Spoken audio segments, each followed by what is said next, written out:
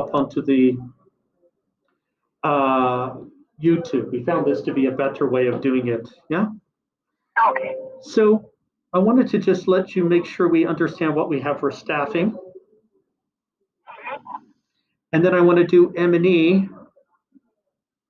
Sorry, let me close some files here. And sorry, okay, so no. So let me just go, I'm going to copy and paste something from just a meeting I came out of, which is meal. We just had a meal meeting, and I want to make sure everybody understands what staff are staying around and why. Now, I don't have the specifics. We'll have to kind of make sure we understand what those are, but I'm going to share you the general pattern. So you're aware of why you may not have some staff. But then other reasons, why do you have other staff here? So I put this into yours. So for staffing, we need to understand that there is 3 types of staff, and you're going to hear different ones. So first of all, there's the field agents, which are stipend-based. They'll be finishing up at the end of April. Then MCS did, well, you were participating in this, but make sure we understand. Then there was some staff whose contracts finished at the end of September. And then there was others that they signed for the end of June. Yeah. So I just want to flag that so we're aware of what we have for different staffing. Yeah. So really from March to June, most of the positions are branch and headquarters based with some WRADA, and we'll get clarification on that. So for instance, I don't think the MTEWs are continuing, but we'll need to confirm. All right, now let's talk about data. So the issue we are facing now with data is that we are unable to get the graduation readiness to report. Sorry, one second, I need to pull up something. What's the best email to look there for?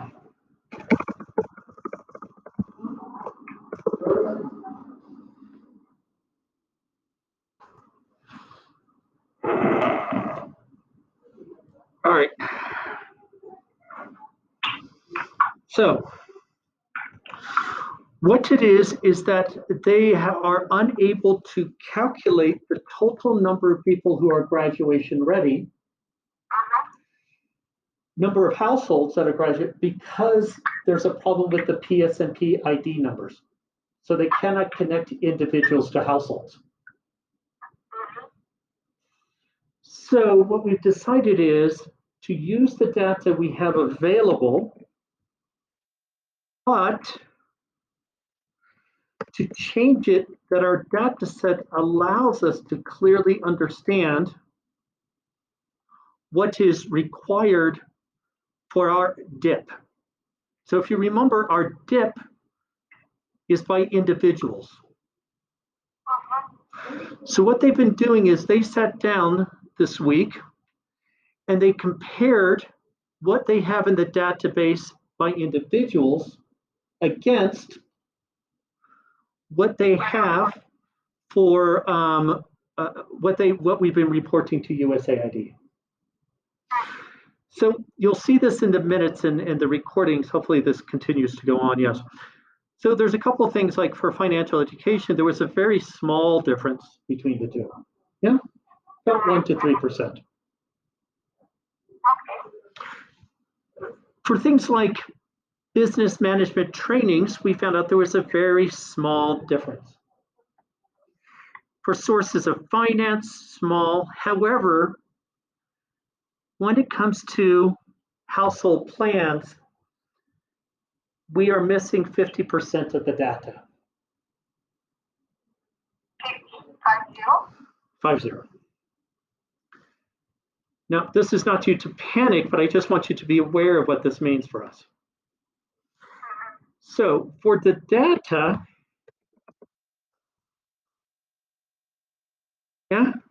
household resource plans are 50% of household plans in MIS system is 50% of what we have reported to USAID. And they identified it for some potential reasons. Now I'm going to tell you why you do not need to take action yet. Okay? But the reasons why is that some of them did not come in with complete data sets. So we are talking about the difference of around, 15,000, 15K. Yeah? And they said that, reasons include that we may not have we may not have entered all the data, or there was missing data. And that the MCS may be having data we need to enter. So what we've asked MCS to do now we've asked our team to say is, if they were to count the ones that did not have full data, how many are those, and then understand that into relation to this. So if we have 6,000 entries that don't have complete entry, then we can reduce the 15,000 by 6,000. It will depend a lot. And then there's a question of data not reporting coming in. So what does that mean? The team is going to look at it. We may just continue using this number here, but not have all the data in the MIS system. So we will need to decide. So the team is going to sit down. So kind of next steps, Neil, to look at number of outstanding entries, and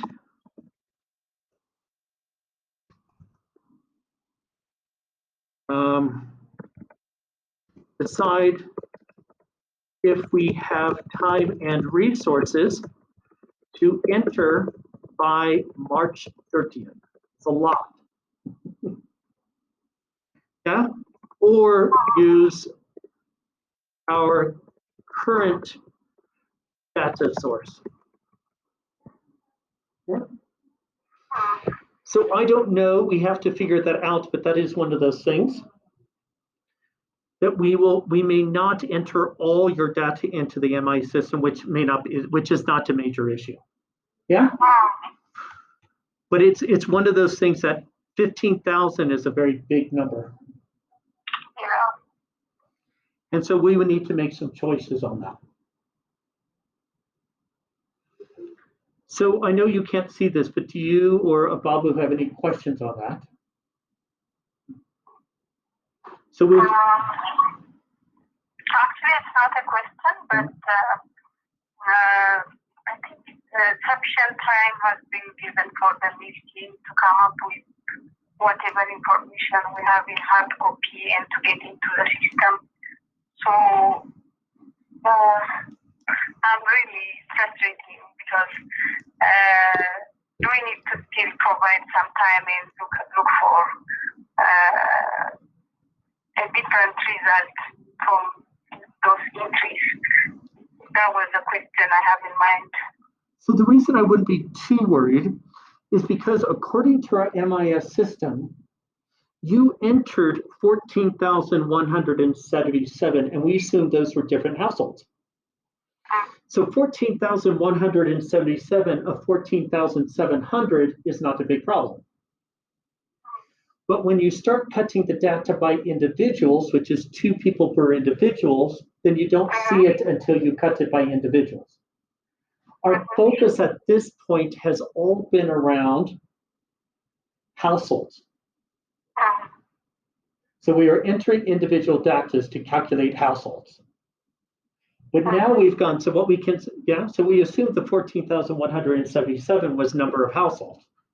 But once we break it out, we realize, oh, wait a second, 2 households may have submitted the same data, or may have submitted 2 work plans. So it's not until you shift the data do you realize, oh, we have a different problem here. So I think they've been doing really well, and I think you'll see that for the majority, people are within only 1 to 2%. Yeah?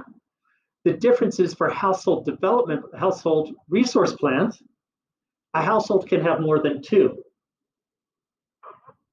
So when they saw 14,000, we thought we were okay, but then we realized, oh, wait a second, if they've done 2, we don't have enough. So I wouldn't be too frustrated. It's just that we changed the measurement, and when you look at data through different eyes, you find out that there's different data gaps. Yeah. So we are going to, again, what we had hoped is that the reason this created so much problems, and we don't want to repeat again, in the future, as a project, we will be issuing household and individuals numbers. Right now, we've been relying on the government PSNP system, and because some people got different numbers at different times, households did not get the numbers calculated correctly to show households versus individuals. Our problem really comes from relying on external data sources. And we won't do that mistake again. Yeah?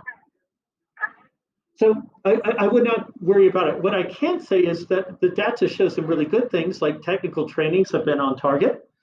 Business management trainings are pretty much on target. Yeah?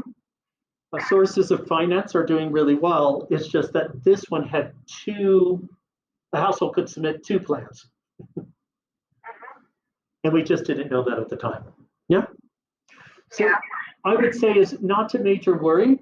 And tell the truth, the other one is, it wouldn't be a worry if we weren't closing early, because we'd still be able to retain some of the data clerks. So right now, we're just going to come up with a temporary selection choice as we move forward, okay? All right. I want to take the next time to now really talk about our final report. Okay. For our final report,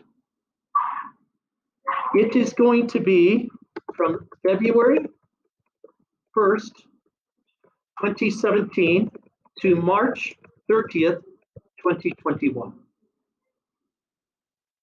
We will not talk about quarters. We will not talk about years. This is a 5-year report. Okay. USAID does not want to know about a project that's closing what it did the last 2 months. So we're going to, so the period that we're shooting for is the master annual results report.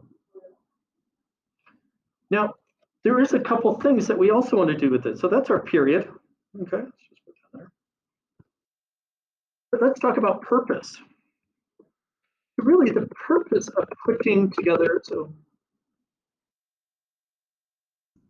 our purpose, this is actually going to be, we're submitting it as a Q2 report. Yeah. The purpose is, one is submit. All right, so let me take a step back. Remember I told you CRS just gave me 8 million BRR. But they gave me the 8 million BRR because there's expenses we did not expect to incur, but CRS pays its debts. Yeah? But in doing that, I've been told I have to finish my final report, which is due in September. I have to finish it by June 30th. So what we want to see is this is a draft final report. So they're going to come back with comments. We're going to incorporate those comments. And then in June, you can submit maybe the June report and final report all as one. Yeah.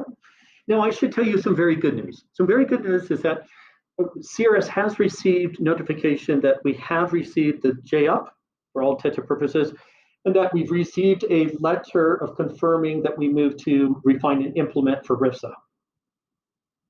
So the end of April, in between here and April, I understand, is where they need to redo the proposal, submit it in April, and if that gets approved, which it should, we have another 5 years on DISA. So that also means that I may find additional money because of RIFSA is going to give me the money that we may have spent on the RIFSA, I may be able to apply to LRO. The thing is, let's write this as if it's the final report, but we never know, but let's plan for the worst. Okay? So it should be a draft final report. It should also be include requests for approval. So this is a time for us, maybe for us to correct numbers. Maybe this is a time for us to explain why not do quarterly regional value chain meetings. We're going to talk about this, yeah? This could be the time where we want to explain smart skills versus business management, yeah? So this is not for us to say, in January, we ran into problems with ... This is the big picture. This is the 5-year.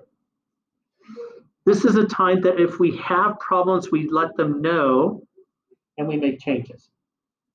And we're gonna look at the proposal here shortly, okay? The other purpose is submit the same report to USAID and Government of Ethiopia. So this, with variance.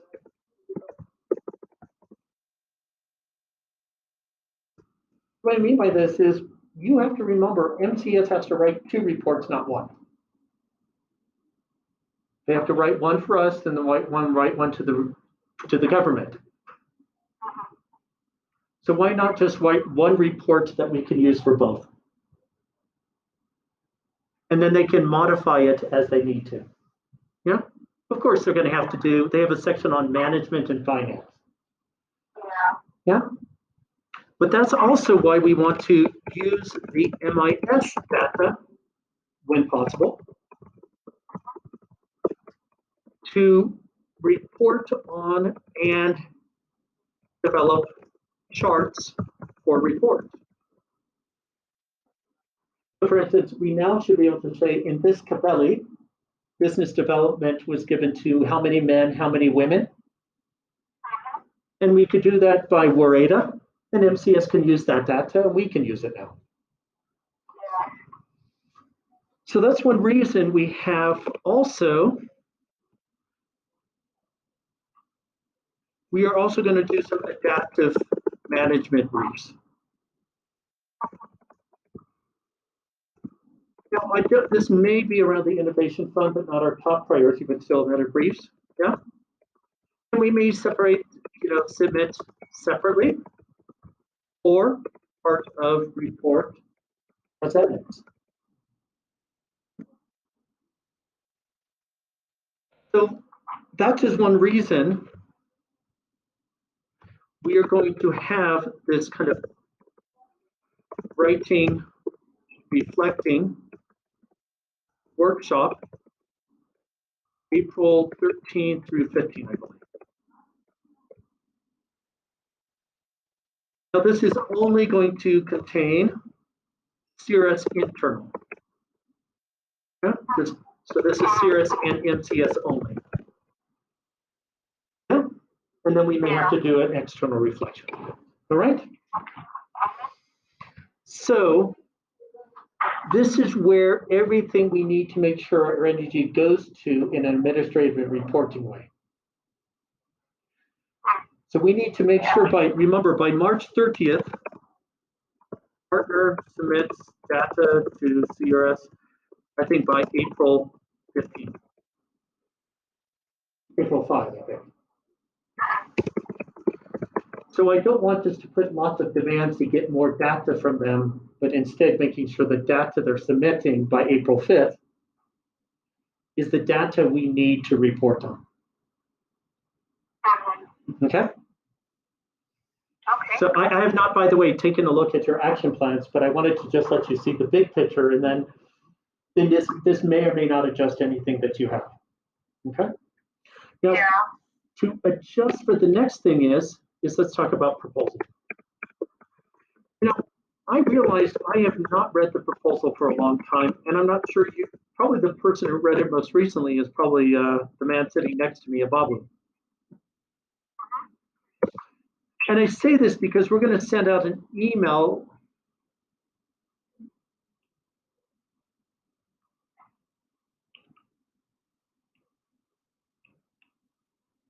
Hello? Yeah, I'm here. I'm just, I'm trying to pull something up. Okay. What was I just talking about? Sorry, let me just see my minutes here. Oh, yes. So, for instance, if you look at the description, what is a FEMA?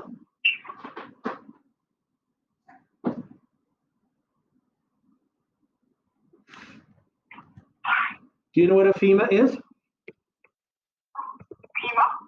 FEMA? FEMA.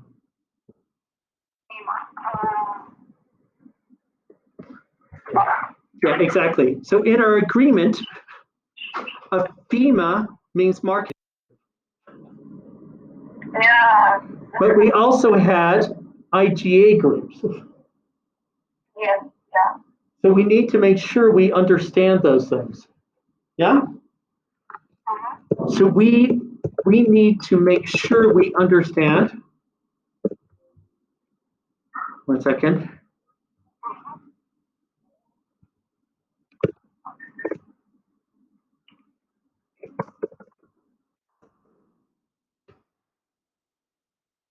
In our agreement, we also committed to holding regional value chain workshops or working on strengthening Cabelli-based groups or having groups do self-assessments. So I realized that every year we're planning, but I'm not sure how many, we have not come back and reread the proposal. It's not a problem. This is adaptive management. What we need to do, though, is make sure when we write our final report, it explains where we were and how we got where we are now. Right. And that's the story of the annual work plan. The annual work plan always makes adjustments, doesn't it?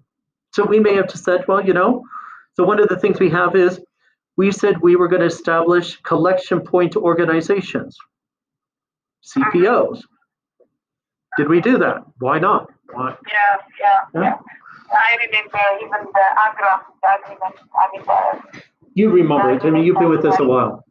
So what I'm going to do, we're going to send out an email asking people, in the meantime, to document what section of the proposal, which page, which section, what was our commitment, why are you having a concern? Maybe the concern is we did not do it. Maybe the concern is we changed the number. And then we may ask for any suggestions or comments. We changed this number because 1, 2, 3. We did not do this activity because of this. I don't know. But we feel it's important for everybody to go back and review this because this here, the reason you haven't seen it maybe as easily, this is actually an annex to our 109-page agreement. Yeah. So this is why I sent this out and encouraging people to look at it. And so the M&E people are going to sit down and help draft an email and provide a deadline of Tuesday. This way we move forward. Okay? Okay. All right, let's continue on. because let me explain what we're doing this next weekend.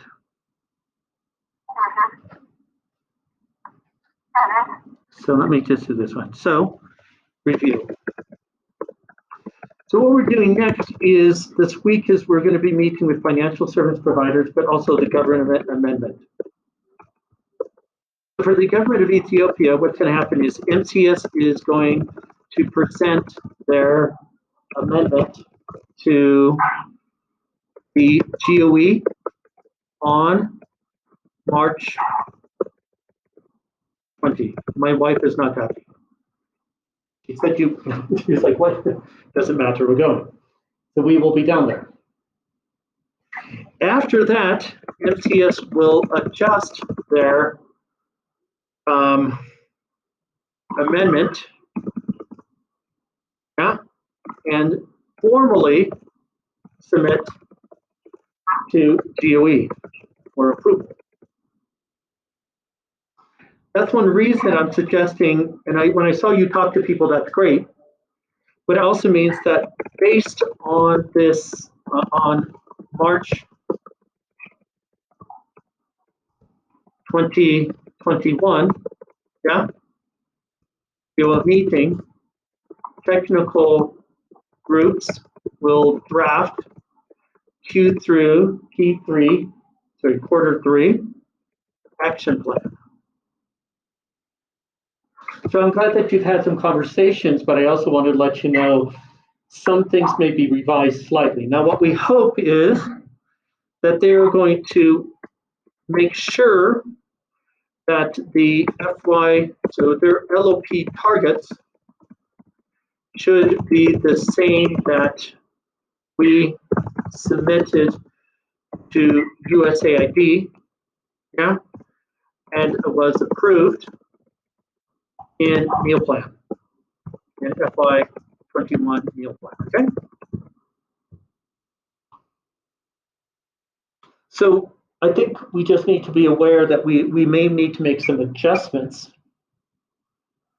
based on what the government would say. But what we're trying to do is make sure, so we had two versions within USAID, and we've now brought it to one. Now we want to bring the government of Ethiopia's amendment to match what we agreed with USAID, so there's not difference in numbers. So that's our target, and that you should continue on your work plan accordingly, but there may be some changes around there. And this also means that we will have to prepare or adjust our sustainability exit plan for a June 30 end date. All right, so those are some of the things. So here we have is the amendments. And these are going to be some of the follow-on actions. All right. Okay. So these are the big things I wanted to do. Let's quickly look at what you talked about with your team, because I also think you have a meeting with Desalegn tomorrow. Is that right? Yeah. We have a meeting with Desalegn. I also have one information from the DESTA small-scale irrigation coordinator, who's Muluka, on the existence of groups who are ready to engage in chili production. Okay, good. Very good. Let's finish on talking about Andrew. Thank you. Okay. So let me just take a look at what you sent out real quickly. So I'm going to just tell you quickly what I think, but it doesn't mean it's the final answer. Yeah? For graduation aspiration sessions, not a priority. Yeah? Yeah. For the graduation, it's not a priority, but with the limited budget we have for this quarter, the MCS area offices and the team is trying to reach the household that they are planning in the beginning of the quarter. But there are some issues like fuel and budget. Anyways, both the area offices are making very good progress already, and only the Becky area is complaining about logistics and other issues.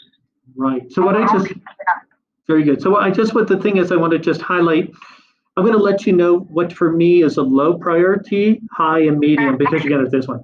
So agri-dealer support, I think that has to be quite a high one. Yeah. Just because the reason why is it's an active agri-dealer, so let's call this one high. For me, this is high for a couple reasons. This is kind of a legal liability issue. Yeah, legal right. The other one is this was an activity initially scheduled for Q1 and Q2 because the idea was having agri-dealers in place to help us do our achievements. Yeah. So now we're, now we're at a point we're supporting them in capacity at the end of the project. So I think that's one reason is it's a key activity that is well past due. And the other one is we may need to, first of all, is future relationships or LRO2 and a possible election response or conflict response. Yeah. Oh, and implication for TISA because TISA is now saying, why aren't you paying them? And because they need to count the number. And they're complaining to TISA. So I did talk to Shane. He said that he was one, and that's why I flagged it. Okay. So the other one that I'm looking at is facilitate marketing. Excellent. Top priority for me. Totally agree. Yeah. That's unquestionable for me. And the other one is just as a reminder, I think you actually have,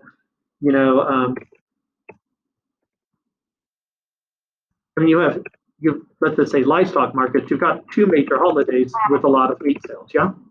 I mean, you've got Easter, and then I think you have an Eid. Yeah. May. So, frankly, if I was somebody, I would not sell on Easter. I would sell on Eid because, man, there's going to be less food out there. I mean, yeah, by holding on the market, Easter could deplete the markets, and in Eid, I could double, triple my prices.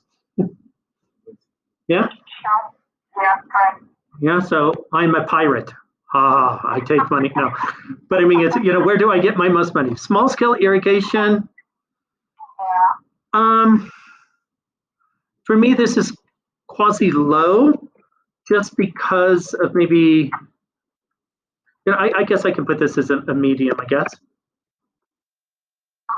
it doesn't really. What I want to do is make sure we're focusing on things that directly lead to one of our areas.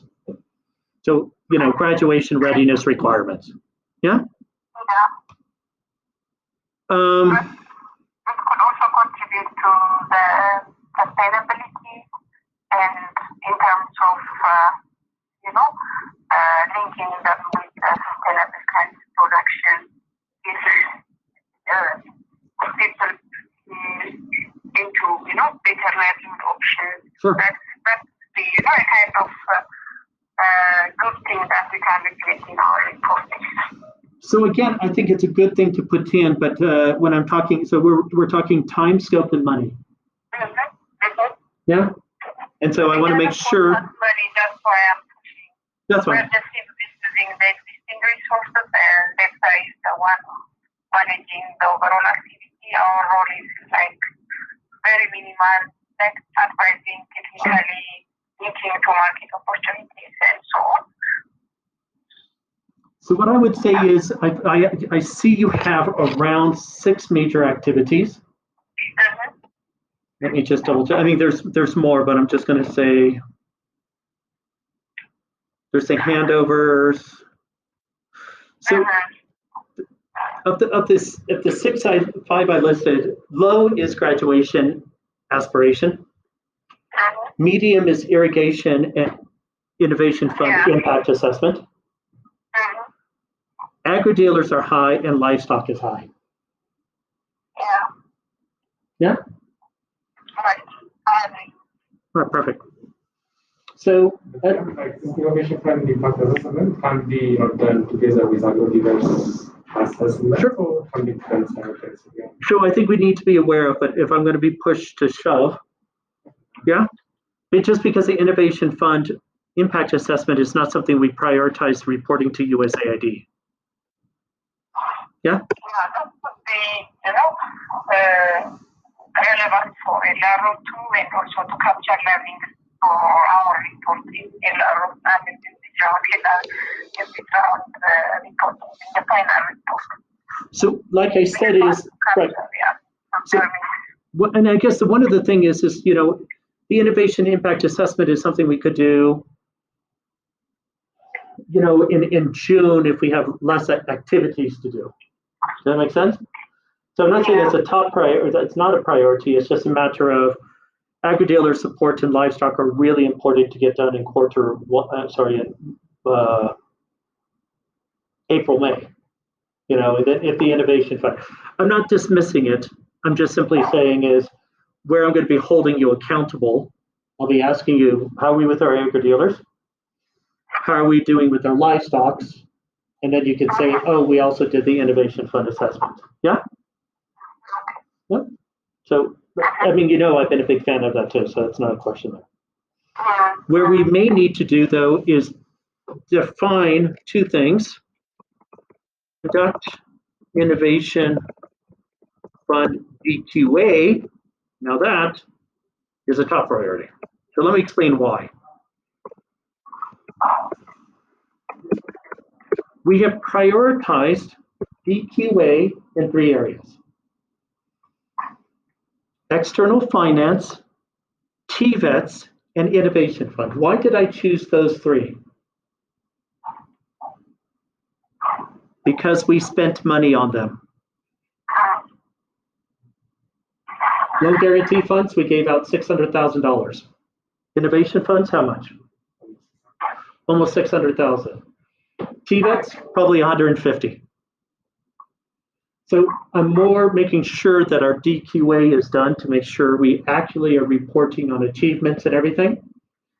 If that means that we can come up with a, quote, impact assessment, or more importantly, we don't do impact, we're going to call them adaptive management briefs. So we need to make sure we have that too, yeah? An impact assessment may be harder than to say, how did we manage? Yeah?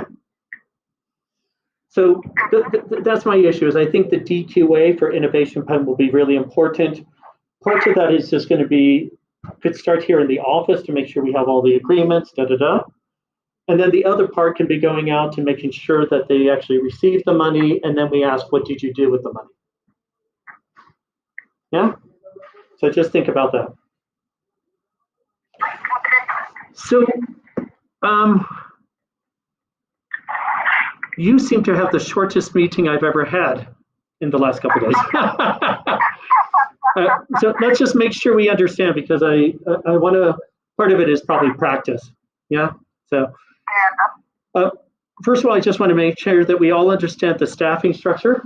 After March 30th, numbers start dropping. And then there's another drop in June. Yeah. So I want to make sure we're aware of where are we prioritizing our human resources. Then the other one is making sure that our innovation fund and agri-dealers are things that we are preparing. Yeah. So for me, the action point, yeah, conduct rapid assessment of agri-dealers. Now, do you think you can do that by the end of next week? What we have agreed is to finalize before the end of March, because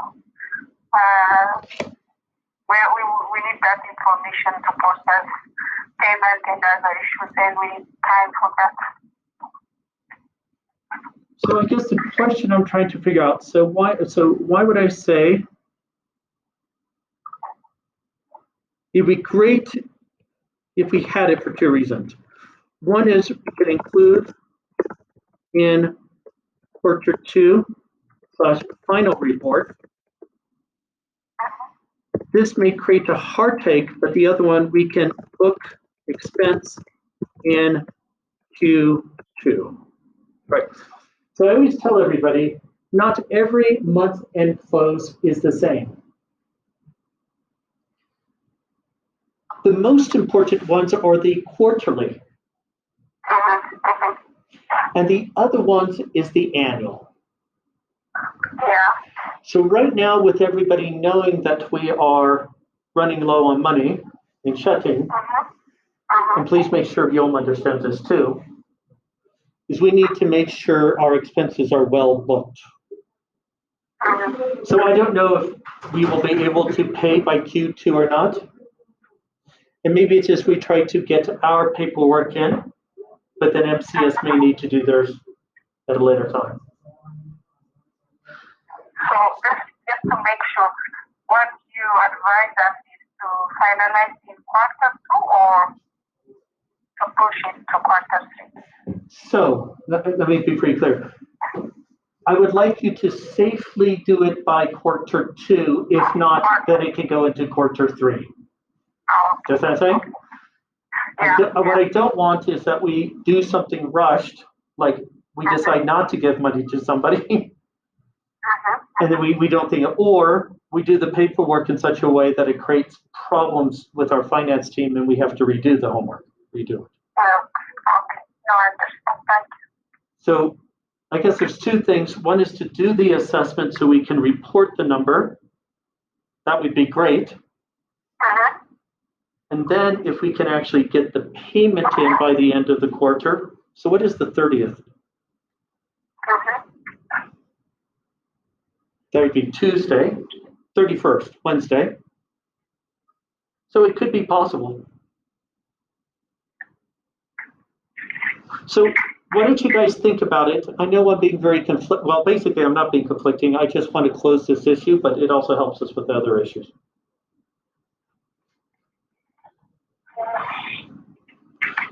Speak to Getahun. He also looks like how you sound.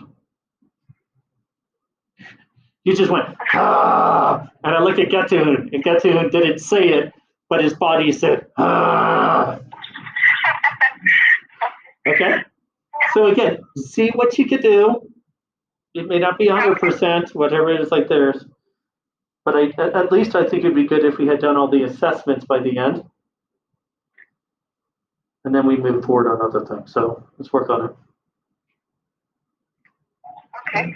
Right? All right, so then we go back to meal. For meal, I don't want you to worry too much about it, but to let you know that we may or may not be entering all the data in for the business plans just because households were supposed to do, I think, is that right? Some households did 2 plans? Or sometimes we may have had a household who maybe the husband and wife submitted. Yeah? So it was not a one-to-one. It wasn't one household plan. Yeah? So that's why I think we're having this issue. Versus one loan per household, we don't usually find 2 people in the same household get 2 loans from the same FSP. Yeah? Yeah. So let's see what happens. And I don't want you to stress about it. We'll see what we can do within the time we have. Okay? Okay. The other one is for Q2 report, we really want to see this as the big report. So this is the thinking person's report. So I suggest you start thinking. I'm even going to start drafting some papers on the side on like collaboration, try to reflect what worked, what didn't work, even before I get to the workshop. So these are some things you may want people to think about. Maybe ask some people what worked with market value chains, and then say, why don't you write your ideas and then come to present us on April 13th. So we'll offer some more guidelines, but I think we need people to do some pre-thinking. Yeah? And some of it may require some historical understanding. So one thing I will definitely do is I will not spend huge amounts of money on assessments early on in a project. I feel like we spent so much money in their beginning and we didn't necessarily utilize. So I would say I would And we did that for multiple reasons, but we may not want to write that there, but we may want to at least note that for ourselves. So I would encourage people, when they think about lessons learned, we shouldn't edit it for USAID. We should get all the ideas, and then we can do an internal, external document for us. All right, and then asking you guys to take a look at the proposal. And then being aware of where we are with the amendments and the follow-on actions. And then prioritizing our agri-dealer support, our livestock markets, and DQA. And we are going to send out shortly the guidelines on the adaptive management brief so people understand how we want them to look like. It's only 3 pages. And it's more, you know, what did we want to do with Innovation Fund? What did we change and what were the results? So it may not be the big report of what is the impact of our innovation funds. It may be what is the impact of the choices we made on the grant making process, or some examples could be impact. Okay, so it may be a different way. So that's why I'm glad you guys are having this. But tell you the truth, if we don't capture it all, those are great things for you to write into our final report. So even if we don't write, what's that? Also impact from the CVA. Also what? CVA. Okay, all right, good. So yeah, so just think about that. All right? All right, so those were the major ones. The reason I'm doing this is because it started with kind of the meal team. We had lots of issues to be aware of there. In fact, I'm wondering if I need to do a presentation on what do we mean by final evaluation. I realize there's kind of confusion on what final evaluation means for everyone. So just, you know, LRO will not have a final evaluation. Why? Well, because USAID will do an impact evaluation in July 2022. And it will be based on a different set of indicators of success, resilience. So I realized, you know what I'm going to do? I'm going to maybe make a short video, because I realize that there's these topics that every time I go to a meeting, I'm repeating myself. And so maybe what I'll just do is, you know, make a series of small videos on relevant topics, and then ask people to watch them, and then maybe next week, maybe even Monday or Tuesday, we can have a CRS LRO full staff meeting online. You don't need to come in. I'm not going to give you any letters. I promise it will be a real meeting. It will not be an ambush, okay? I promise you.